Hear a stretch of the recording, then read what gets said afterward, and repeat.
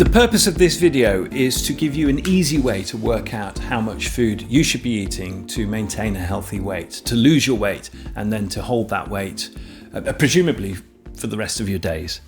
The level of understanding that I am sort of proposing we tackle our weight loss with the easy way to lose weight and stay thin is a level of understanding that even a 5-year-old could summon.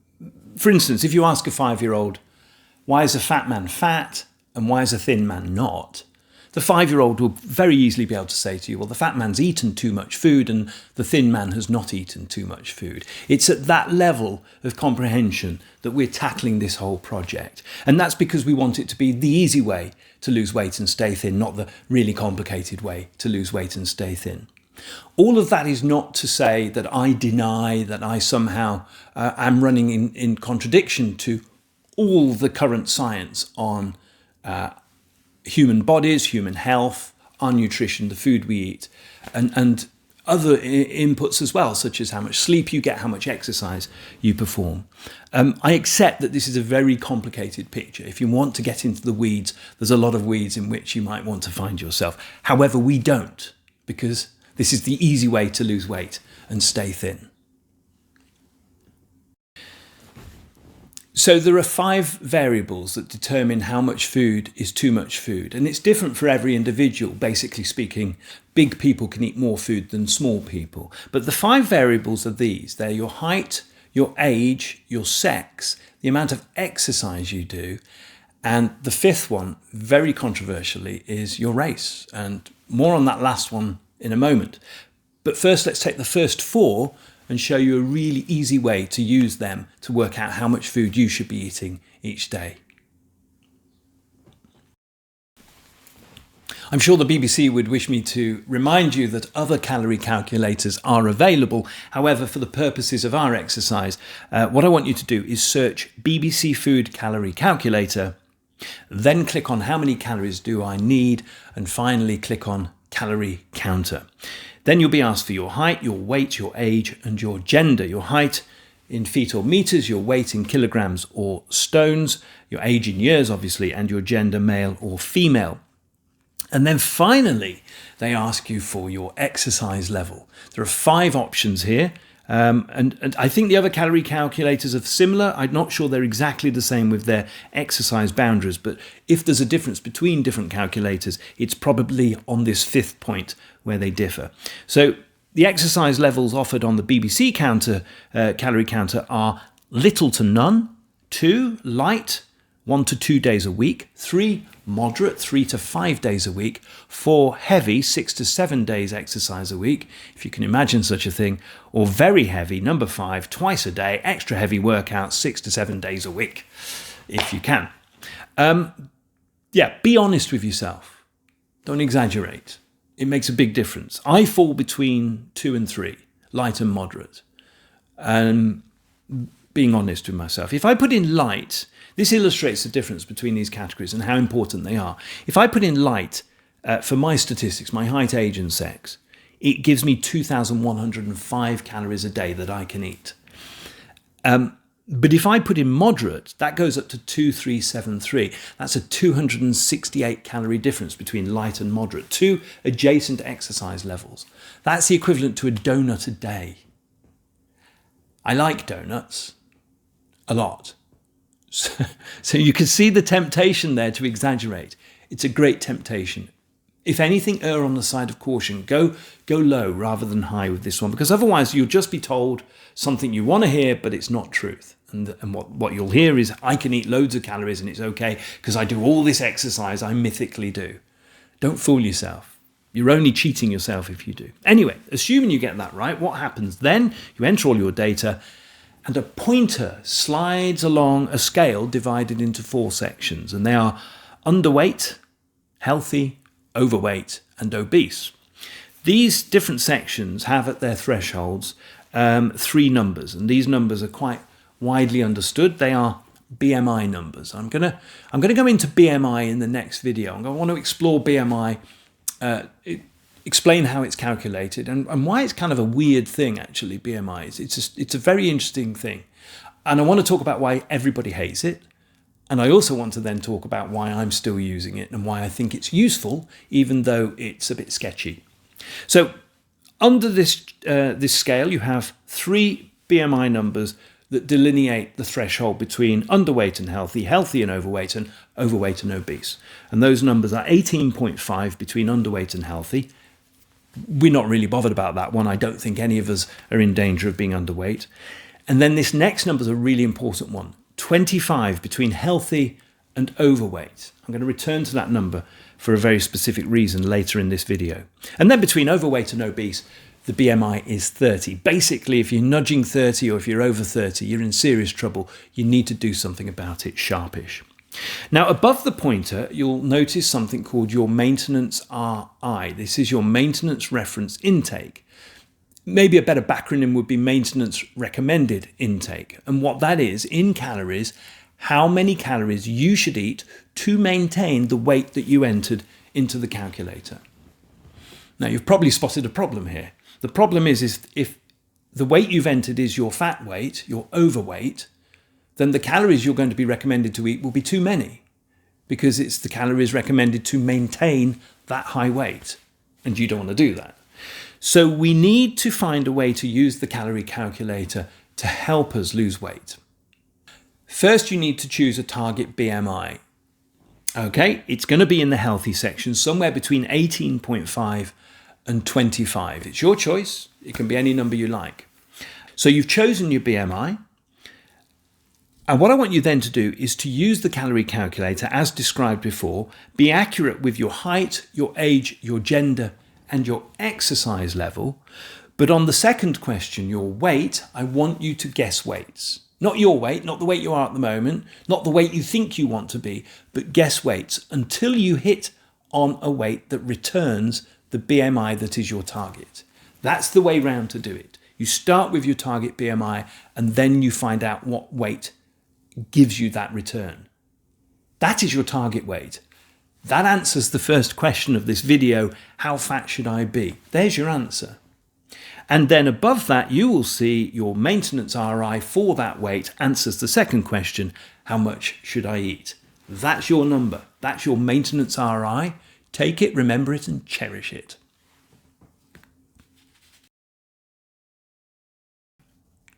Most calorie calculators have as the BMI between healthy and overweight. At their threshold, they have the number 25. So BMI of 25 is the lowest overweight, 24.9 is the highest healthy BMI that you should aim for. That is a whites only number. You weren't expecting me to say that, were you? I'm sure. More recent research has shown that people who are not Caucasian, not European, of European descent, need to aim for a lower BMI. That means a lower weight. That means less food. Non-whites, broadly speaking, if I can put everybody else in the world into one category, should be aiming, according to the latest science, and I think the tectonics are moving on this subject, by the way, so you should keep an eye on this. But if you're non-white, the highest BMI you should be aiming for is just shy of 23. So 23 is the lowest unhealthy BMI for non-whites, whereas 25 is the lowest unhealthy BMI for white people. That's a 2 BMI difference. That makes a big difference in how much food you should be eating, and obviously how fat you should be. For Chinese people, it's even worse. 22.2 is the maximum BMI that you as a Chinese person should be aiming for. Let me explain what a difference that would make. So I'm 5'8", I'm 57 years old, I'm obviously a white male, and I do moderate exercise, let's say, at least for the purposes of this comparison. As a white man, I am allowed up to 74.5 kilograms weight to still fall in the healthy category. If I was exactly the same in every way, except I was Chinese, that would drop down to 66.4 kilograms. Heavier than that would be unhealthy. I would be laying myself open to more non-communicable diseases, strokes, hypertension, type 2 diabetes, etc. That's an 8.1 kilogram difference. That's the weight of a 6-month-old child. The difference between a maximum healthy man of my height from China and a maximum healthy me, a Caucasian from Europe. And what does that mean when it comes to food? Like I say, assuming moderate exercise, then I would be allowed 2,397 calories a day. Whereas my Chinese counterpart, my Chinese doppelganger, would only be allowed 2,271 calories a day. And what we're talking about by allowed here is to maintain the maximum healthy weight for his race. That's 126 calories a day difference, which is with a packet of crisps. And I like crisps. So, that's something to think about. And keep an eye on this, because I think, as I understand it, the research is coming in on this. There's more and more people are alive to this and looking into this and doing some fantastic research. So if you're, I think what's going on here is that much of this science emanated from Europe and America. And as such, it was presumed, for all the statistics, it was presumed for a white dominant population. But then when you start to look at different populations, different subsets, different races, the numbers come in different. And that's what's being uncovered lately. And sadly, if you like food and you're not white, it means really for good health, you should eat less. If you're following the easy way to lose weight and stay thin, then this is what you should do. If not, then ignore this part of the speech.